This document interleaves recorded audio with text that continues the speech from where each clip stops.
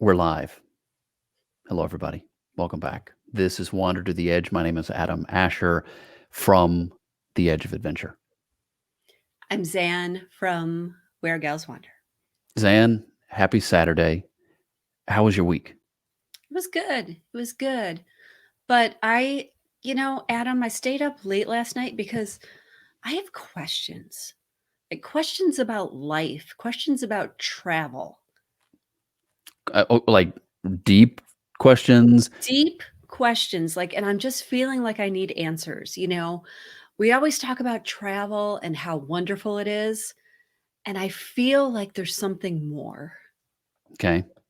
Well, then I think you might. I'm just going to make a recommendation. Have you been Yeah. to wheregalswander.com? I have not been to Where Gals Wander in about 10 minutes. In 10 minutes. Well, that's 9.5 minutes too long. Yes. So get over there to wheregalswander.com. You'll figure out if there's more to life. And something tells me there is. But I think you're also bugged by some other questions, though. Like what, for example, today regarding travel, Yeah. because whatever questions you have, I really want the show to take us in the direction of the answer. So I think like national parks, like I love national parks. Like, is there any downside to going to a national park or traveling with family? Everybody talks about how great it's traveling with family, but is it? Like, is it really? Nah, it's Yeah. overrated. So I think we need to bring in an expert, Adam, to help. Let's bring in an expert. I want to bring in somebody who is good at photography, Mm-hmm. but also an introvert. Thoughts? Anybody we could invite? That's very specific. Right. Um, Well, ring them up. who is a really good photographer is Gibby, Chris Giblin. He is fantastic. Well, let's get to know Gibby today, right here on our favorite show. Wander to the Edge.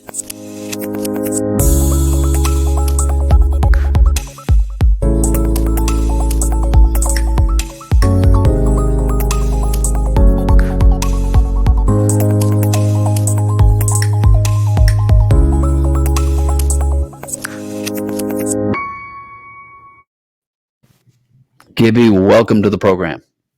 Hey, thanks a lot, Adam. Glad to be here. Thanks, man. Good to see y'all. Hey, listen, it is really good to have you on the show. And like I said, it does me good to hang out with introverts. Well, you found your match. Good. I don't even know how to respond to that. I know. Is it Listen, because I mean, what about me? are you an introvert or an extrovert? I'm sort of a forced extrovert. So you're an introvert. kind of, yeah. What do you think I am? Oh, I know you're an introvert. Yeah, you do. Yeah. I'm a pretend extrovert. But we're not here to talk about us. We're here to talk about Gibby. And Gibby, and all kidding aside, it's awesome to have you on the show, man. I've love interacting with you on social media and feel like I know you already. And I'm just glad to be hanging out with you today. Thanks, Adam. Absolutely glad to be here. Love everything you do. Love everything you do, Zan. It's just great to connect, and you guys are awesome. Thanks for having me. So you talk about being an introvert. So how do you define an introvert? I'm just curious. Well, for the longest time, I've, been wanting to be inside. I can do things alone. Just being away from people, being in social situations kind of really brings out a lot of anxiety in me. And the things I've done to correct that that I'm sure we'll talk about that really helped get me out of this shell, but still deep inside, I'm an introvert, just really want to go into a corner and just, not come out and interact and things like that. It's a comfort zone. I'm very comfortable doing things alone. I'll do things with family, obviously, and get-togethers, but doing things alone in a nutshell, going to a sporting event, going on a road trip by myself, I'm in my comfort zone. And I can identify. I know. Go ahead. No, go ahead. Say what you're going to say. Look, I identify. I identify, and have chosen to do things that require this public persona, and I go back years and then think about the ways that that kind of stretched me and pushed me, and I made the decision I want to do certain things. And and it is funny, and we've already established this, but a lot of people would think, and they say, "Oh, Adam's an extrovert." I've had people think that, but I always define, I think about an introvert as if you recharge alone, and then you go, and then you can go back out, hang out with people, do stuff. That's fine. You have a great time. You love people all the same. Yeah, that's true. But if you recharge alone and you need your alone time to get your energy back, to me, that's the fundamentals of an introvert. But I think also, as I've Zan, before I go on though, what are you going to say? I can see it on your face. Oh, I was just going to say, no, no, no, no. I was thinking about everything that you said. First of all, that was amazingly articulate and profound and spot on, I think, Adam. So first, just want to acknowledge that. And then second, I think with the pandemic, it's been easier on some people than others. And I think because of that fact, because you can actually recharge while you're alone. Great point. Great Yeah, point. I've been And I able to think stay at home at times and just relax, and I'm comfortable with that. Binge on some TV shows, get caught up on some reading. Perfect. And I know that you have said, I've heard you say that the social media, the social interaction via social media has also given you an opportunity to express this whole other side of you, like the hiking and the photography and the getting out. Tell us about that side. Well, yeah, exactly. I'm able to be, who I want to be, the inner me that's screaming to get out. So by interacting on Facebook and Twitter and through Instagram and joining these chats that, that we're all a part of, it allows me to come out. It allows me to get to know people. It's sort of like, a safe way to know people. And not have to take risks of rejection. That's probably the big thing, right? Is we're all, as an introvert, probably just a little bit afraid of rejection and that social interaction. So not having to have that face-to-face with somebody that you might not get along with overall on social media, it's a great way to social media is a great way to find out that even though you have a common interest, you may still not like that person for various other reasons. And a lot of times we find that out about ourselves and the people that we follow on social media. Oh, we'll follow them because they like the New York Jets. And then you start to see other sides of them and you're like, yeah, unfollow. That's like that. Yeah. Well, I think you can easily spot people who are trying to be who they're not on social media after a while as well. Like you can tell the people who are like putting on a persona or purposely trying to be obnoxious, not in the way that I purposely try to be obnoxious, but you know what I'm saying? Like they go out there just to cause trouble, Right. Yeah. Those are the people you spot, you can spot a mile away and just steer clear of them. And, you can block them if you have to. Yeah. Well, it's such a personal thing, which sounds strange, right? To talk about social media as being so personal because there is that distance from the world in a way, but you're also connected with the entire world and connected with all these people, and you can feel a personal connection. But then, yeah, if they're in a negative place or say some things you don't agree with, it can also become, social media can go from being something that is good and feels positive in your own life to something that feels negative. And I mean, we all know what that feels like. And, but you're right. Yeah. Ultimately you have to take control of it for yourself and craft it into what you want it to be and put out the content that you want to draw, the type of things you want to draw to yourself. Tell us about your photography. I'm going to pull up a couple of pictures here. And the first one we're going to see is you with a camera. So I want to know about photography, what it means to you and what you try to convey with it. Yeah, I just like, to document, my trips and my, my adventures basically just, through photography. This one, wow, this was taken on a side trip that I took on a work trip. I was in Minneapolis, St. Paul, and I went up to the North Shore in Minnesota of Lake Superior. and that Split Rock Lighthouse in the background. And I like that. Somebody actually offered to take a picture on my cell phone, and it has my camera there, which that's my Nikon that I have, and I love that. And it really became a way just to document and really capture those moments, both of the trip itself and of family and things like that. I use my camera around the house a lot now. Just documenting things with my family, my wife, my kids, my neighborhood. So it's not just the big adventures that I document. It's a little bit of everything. It kind of goes along with the whole spiel that I preach about, like, more to life. Not to turn it back about me at all, but I'm just saying I appreciate in your photos that you do capture kind of the moments behind it. You don't take snapshots of, here's something that's scenic or something that's visually appealing. You really do capture kind of like the energy and the heart behind it, and even though you're an introvert, I feel like I get to know you not just by what you comment and say on social media, but through your photography as well, to get to know who you are. I think that speaks a lot to your skill and just your talent. Oh, thanks.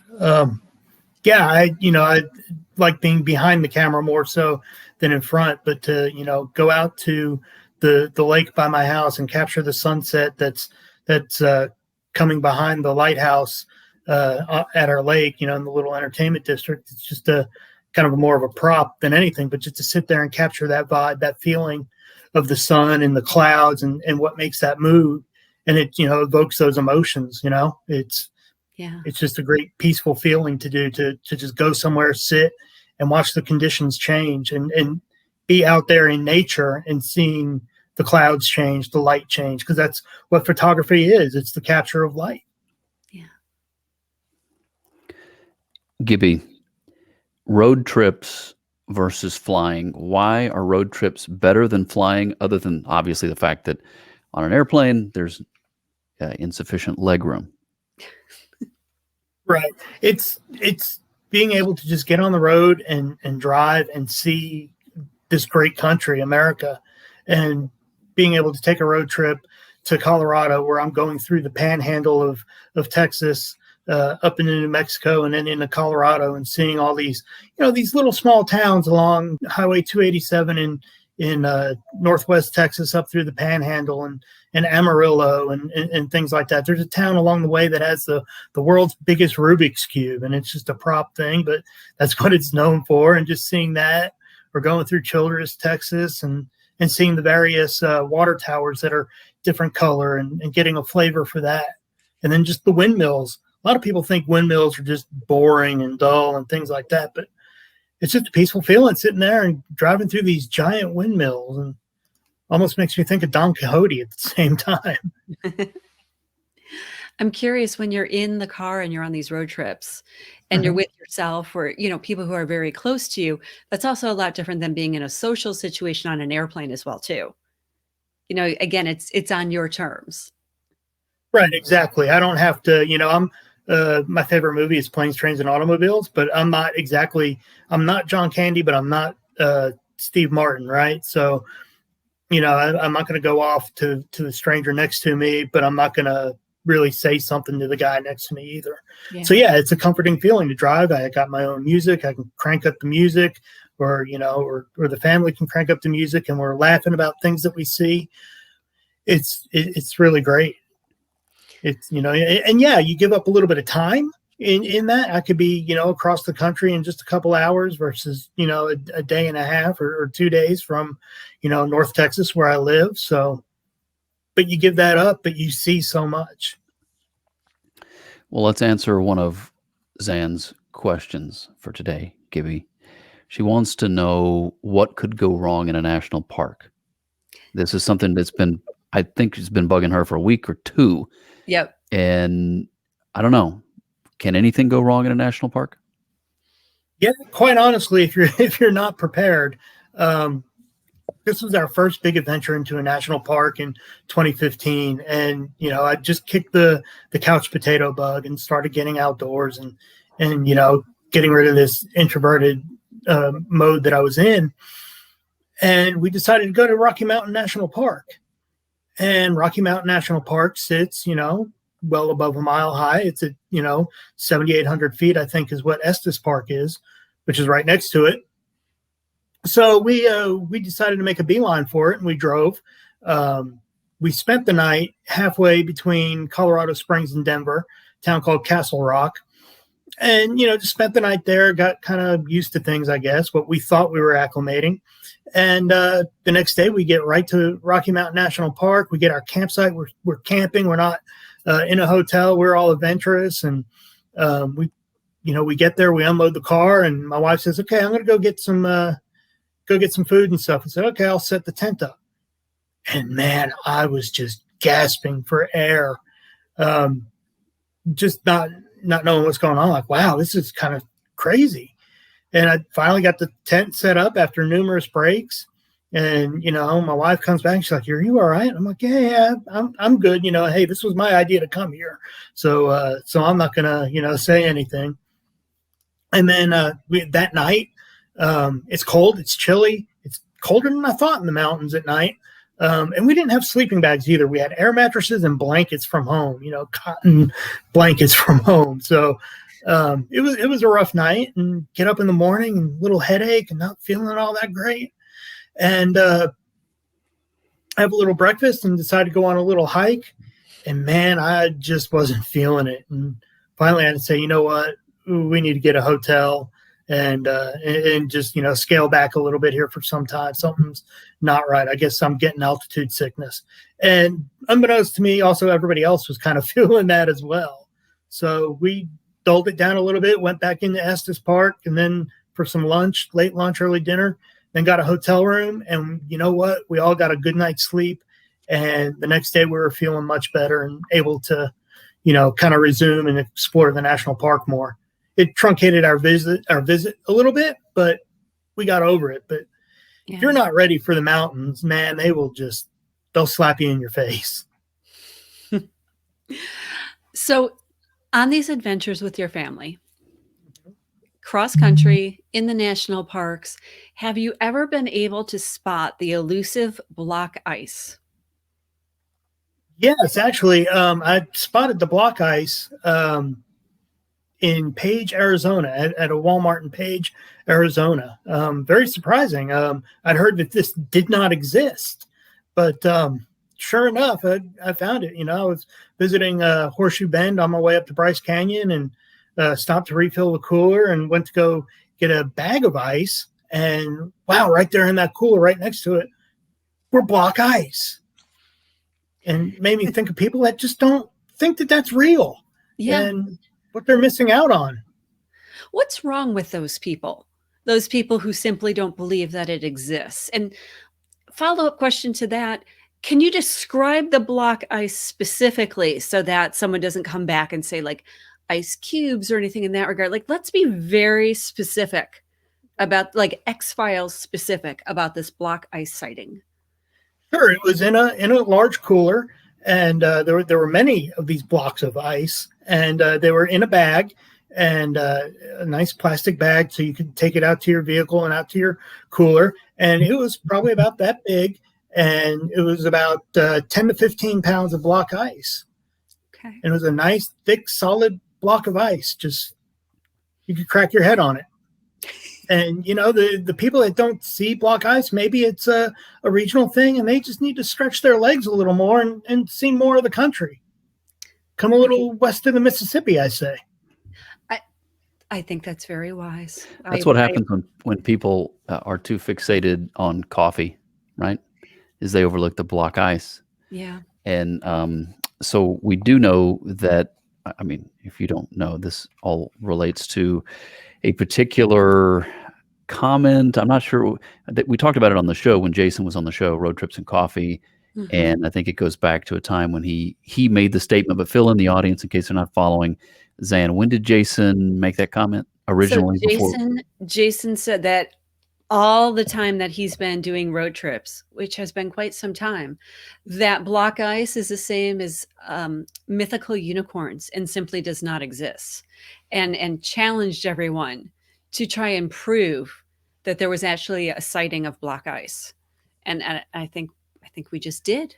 Yeah, it was Well, actually a reference on Park Chat, the Twitter chat, Park Chat. He was guest hosting it, and that's where this all started. His disbelief.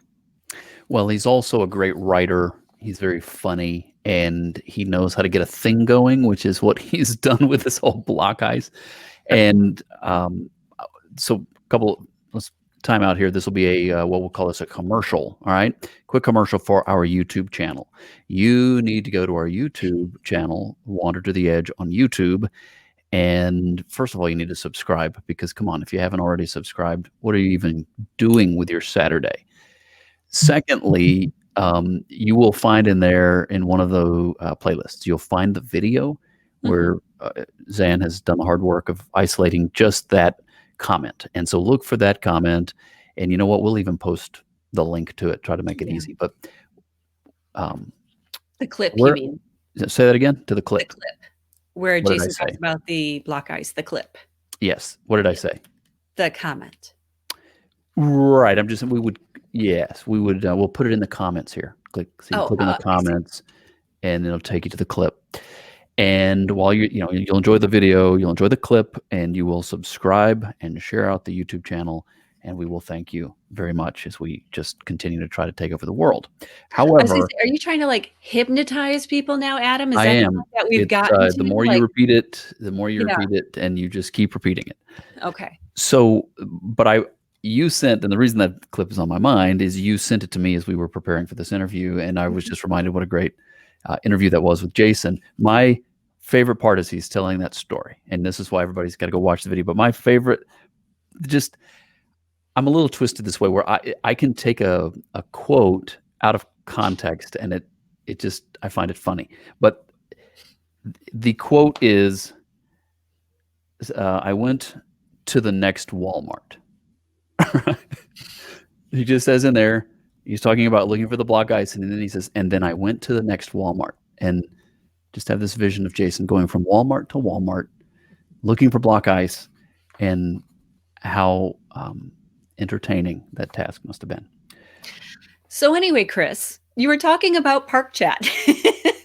Right. Tell us a little bit about what Park Chat is. Sure, it's a very long-running Twitter chat using the hashtag Park Chat.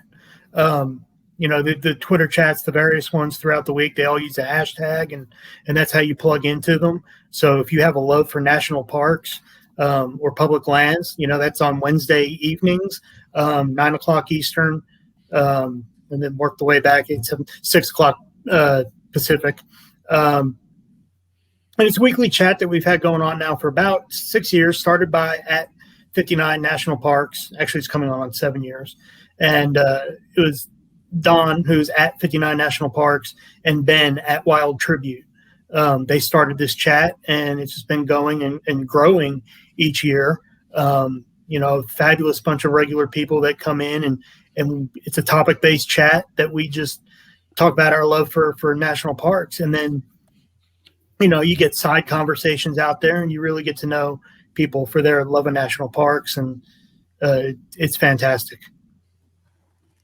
Yeah, that's one of my favorite Twitter chats. I actually had a chance, a couple of years ago, I think, to be one of the co-hosts, and that was so much fun.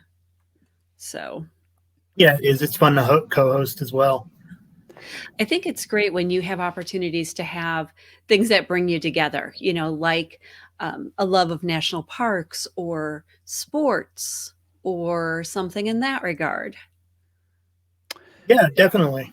It's something that, you reach out, you find something that you can, have that common ground on and then eventually meet up. We've had a couple meetups here in Dallas. I met Tom, our good buddy, Tom Thrash, met him down here. He came down here on his quest for his football stadiums. So me and another friend of ours, Steve, we met. I've met, Scott Jones as well. He came into town on a New Year's Day. They were flying across, and he likes to maximize his time. And yeah, let's meet up at this brewery. So we met up and got to know each other and have a great time. Gibby, you talked about being previously being a couch potato. I mean, those were your words. Those not my words, your words. Right. Contrast, though, the difference between when you say couch potato, what do you mean? And contrast that with the national parks and the getting out and the seeing them and taking it in. Those things, they're not the same. How are they different? Right. Yeah, as a couch potato, I was sitting on the couch watching nonstop TV, beautiful weekends out, and I'm watching every college football game and every National Football League game. It's, just sitting there and letting my time go away and not getting out. And it started about 2013, 2014. I was kind of getting a stirring, and I got my bike out of the garage and started riding around and enjoying that a little bit. And then I got to thinking, it was a Memorial Day, and I go, man, I wonder what people are doing. They're camping. I wouldn't mind going camping. It started out like that, and then hashtag searching on Twitter, camping, and seeing people's pictures of them camping, either out somewhere or backyard camping. And I said, oh, I want to go camping this weekend. Looked up, well, everything's filled up for Memorial Day weekend. So, that just that lit that fire. It was a stoking of my fire. And then, to completely contrast it there, just going into national parks and hiking. I mean, I've turned into a full-fledged hiker and backpacker, and I love it. I love getting out in our national parks. I love seeing the overlooks here. There's me and my beautiful daughter, Isabella, at Petrified Forest National Park, or just, getting on the pack and getting away from people, maybe part of that introverted thing, but getting away from the crowds that our national parks are known for, and just setting foot on trail and going a couple miles in and, having an encounter with nature and potentially wildlife. So what's the coolest thing that you've seen on these national park trips? The coolest thing I've seen is a moose. That happened, and I've seen a few moose out in the background and in the distance, whatnot. But I saw a moose in my camp one morning at Rocky Mountain National Park. Woke up, and I was with a buddy, and I woke up from my tent. I heard a clanging noise outside, and what was that? And whispered my buddy's name. Said, Jeremy, are you up? And didn't hear anything. And I said, uh-oh. And I slowly unzipped my tent, and there were two moose right outside that were feasting on the bushes there, on berries and leaves and whatnot. And it was just magical just to watch them do that. And it was crazy because the night before I was taking photos of the moon, and my settings were all off on my camera. And thank goodness for post-production, because it was able, the things we can do in post-production, because those pictures didn't come out great enough originally, but it still captured the moment of this moose just, coming through my camp. One took off, and there was a moment where they both kind of reared up and looked like they were going to come towards my tent. And it was tense for a second, but they relaxed and they wandered off, and I was able to trail at a safe distance, let him get his breathing room, and kind of put my telephoto lens on and take great pictures of them. Wow. But it was magical to have that close of an encounter with a moose that's, 15 feet away from you. Yeah. Well, generally speaking, camping is intense. I need that button, the dad joke button. Yeah.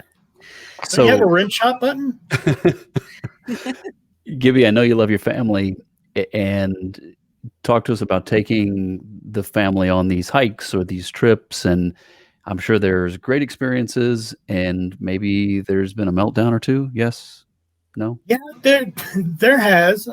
Taking them out on the trips are great, and they've gotten to have a love, although not as much as me, for the outdoors and things like that. But and there's some pushback. Oh, I don't want to go hiking today, and things like that. I don't want to go out to the park, and those create those tense moments. But the most profound meltdown, a la a Clark Griswold meltdown that we had, happened to be our trip to Disney World back in 2007.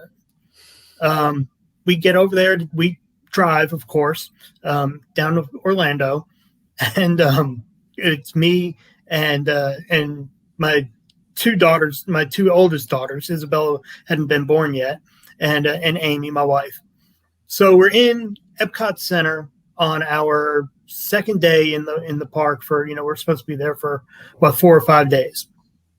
And we're walking around Epcot Center, and the kids just weren't feeling it. And this was after we'd done Animal Kingdom, and that was packed and crowded and way overcrowded. So we got out of there and decided to go to Epcot.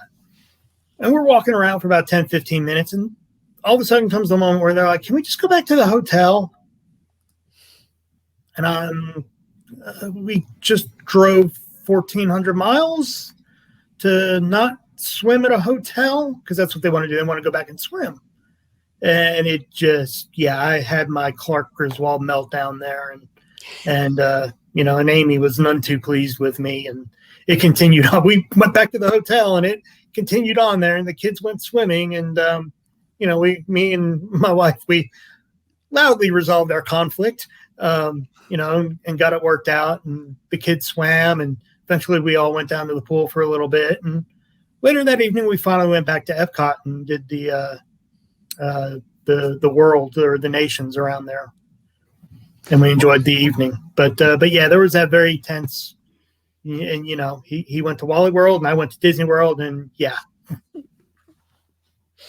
when in that movie they want to go home. No. You look like you were going to say something, I Adam. was, and then I realized it was not my turn. No, go ahead.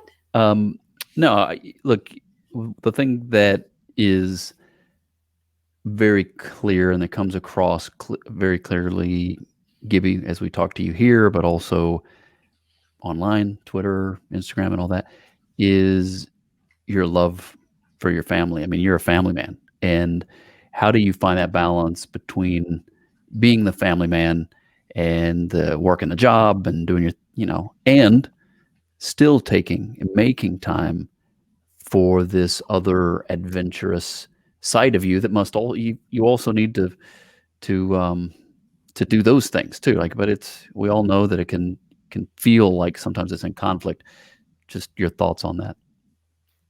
Yeah, I mean, there is that delicate balance that you have to walk, and my kids and my family always come first.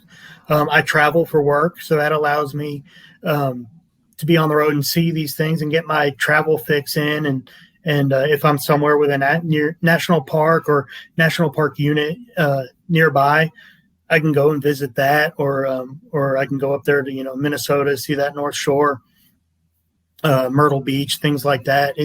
That's what gets my bug satisfied. But my wife does let me go away for a week each year there. And one year I went out to Rocky Mountain National Park with my buddy. Last year I took a solo trip to Bryce Canyon, going through New Mexico, Arizona, and up into Utah. So there's that, and like we discussed earlier, it gives me that recharge to be able to come back and give 110% to my family. So we go out on our adventures, whether it's just exploring Dallas here in town, just seeing different things. There's so much more to see in Dallas than you would actually think, how cultural Dallas is, or whether it's, taking a big road trip to even a state park that's a couple hours away and just getting out that way. So it's all about that work-life balance and finding, what is good. I think it's about having a balance of self too. I'm a mom. I know when we would plan those family vacations, I think we went to Disney way too many times. And I was like, I can't do Disney again, guys. Like, we need to go do something different. Disney is great, and I'm a big Disney fan too, but you can only get so much of it at a time. And I proposed going to the Grand Canyon to the kids and my husband, and they were like, isn't that just a big hole in the ground? Like, what are we going to do there? I'm like, we're going to hike. They're like, we don't hike. This is back when we lived in Chicago. Everything's flat. They're like, hike? Like, what is that all about? And just the kicking and screaming and pleading to get them out there. And, that changed everything. And I think there's something to be said for being a little selfish when it comes to travel plans and getting what you need to. And if that means doing the solo trips, that's sometimes just what you have to do, to get that for yourself. So, yeah. I think what we've discovered in our family is we're not all great big fans of going to the big city and walking around. Yeah, it was fun to do in New York. Being originally from New York, I was able to take my family up there a couple times and show them around. But even other cities, it's just not a big thing that we do. So now it's our push pull between me and Amy is going to a national park or going to the beach. And that's not a bad dilemma to have. Yeah. Those are California has all of those. those are two great choices. And let's talk sports. You mentioned New York. Zan mentioned sports being one of those things that can pull people together too, which is kind of fun. But you are not just a fan of the New York Jets. You are what? Well, I lead a fan club down here in Dallas for the New York, not for the New York Jets. I shouldn't say that. I lead a New York Jets fan club here in Dallas. It's not officially associated with the team. They don't have any of that or anything like that. But I've been doing it since 2010 with a couple other guys, and right now my buddy Caesar, who I run it with, and we, the New York Jets reached out to us, and they sent us to the draft when it came to Dallas in 2018. So, yeah, that's us on the draft floor there, and some of the other Jet fans around the nation that I've gotten to know as well. And that's right after we took Sam Darnold with the first pick in the draft, the guy that we thought was going to help us turn things around. And that was actually up on the Jets Instagram. Oh, that's so cool. Yeah. I mean, that's one of those like highlight moments, But the fan club is a great thing. We were able to pull people in here in the DFW area, and to watch the team. Attendance has been great. Attendance has been not so great. Just depends on the how the team is doing, and of course, pandemic stuff. But most of the times we'll get 50, 60 people in our bar to watch these Jets play. And again, knowing people from around there, people look up where to watch the Jets if they're flying into town, and it's a game day and they're flying into town for work or whatever. They want to see the Jets with other Jet fans. They find us and come in, and I'm like, "Hey, how'd you hear about us?" And they say, "Oh yeah, we looked up where to see Jets play and led us to your website, Gangrene DFW, and showed us right there where to come." That's awesome. Mm-hmm. But the one thing that I love about my fan club is these people are awesome. Now, this is what's near and dear to my heart, is giving back. And this started back in 2012 when my wife first came down with breast cancer, right? And I had friends and people reach out to me, and this happened during the holiday season. And they provided a wonderful Thanksgiving for us and helped provide for the kids to have a great Christmas and everything. And it was absolutely fantastic. And, I couldn't pay all these people back. And I'm thinking about it. And finally in 2014, I just got the idea, hey, let's get a toy drive. Let me use the power of these people to get in for the greater good. And got our fan club to start not kicking in, but bringing toys in for our toy drive. And we do raffles back and, in exchange for toys and things like that. And it became this big thing during the holidays. And, we'll bring in 100, 200 toys each year that I'm able to donate to Santa's Helpers or Toys for Tots. I love that in such a time where you're trying to care for your family. And I can see when you talk about your wife and your kids, how much love you have for them and how they are just your world. And to take that and channel it into a power to make a difference, in your words, to give back. It's just amazing. And I think it just shows how special, you really are. I concur. Let me punch the right button here, which will all be on the screen. I concur, and I agree, Gibby. I mean, you're a good man, and it shows, and it comes across in your love for your family and for nature and just other people. And there's something about you that just shines through. And I know I'm not the only one who sees that. So I want to thank you for being a good friend of ours, and thank you for coming on the show. I know that just you sit down and talk for a few minutes like this, it's just barely an opportunity to get to know people and to get to share. But for those that didn't already know Gibby, they need to look him up online. And I'll put I put us here on the screen so I can show his Twitter handle, RCGibby73. That's on Twitter. And then on Instagram, you'll find him at FGibby_73. And then also another Instagram handle is Public Lands Love You.